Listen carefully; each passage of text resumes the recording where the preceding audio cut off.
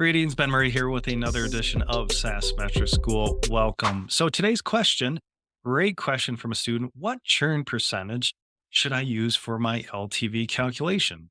So that's really important because we know the LTV calculation is very sensitive to that churn number that we use in the denominator. And this is where we can really influence our SaaS metrics to the subjective side, making them less objective when we look at the period of measurement. And this always comes up in SaaS metrics calculation is that period of measurement that we're using as an input for that SaaS metrics calculation. So for example, LTV. In the denominator, we have churn, and I like to use revenue churn. But what period of measurement are we using? Are we using that last month of churn because that was a great number and it jacks up our LTV and we want to show that to our board of investors? We use the trailing 12 months, trailing 6 months, trailing 3 months. So, what period of measurement? And this comes up a lot in SaaS metrics calculations. And this is how we can really skew SaaS metrics to our favor based on that period of measurement. So always a good question to ask when you're looking at SaaS metrics or someone's presenting SaaS metrics, what are those periods of calculations?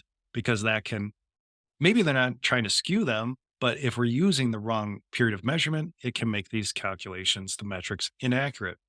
So what churn number should we use? So again, I like to use 1 minus GRR, or 1 minus our gross revenue retention in the denominator for LTV.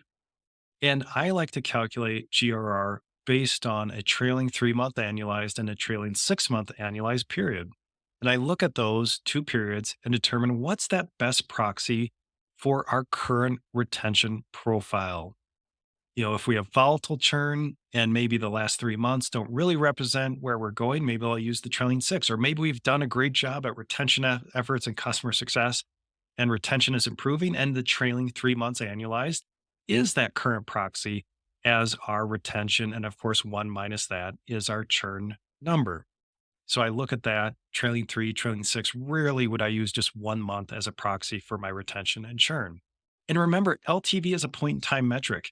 We're looking at the number of the customers we're acquiring currently and the financial profile that we're offering. So we don't want to use really long periods of measurement because our financial profile 12 months ago, our retention and churn profile 12 months ago could be very different than our profile today, whether that's better or worse. So again, period of measurement, so important when we're calculating SaaS metrics. We've got this locked in, it makes sense. And then we're going to have more accurate SaaS calculations.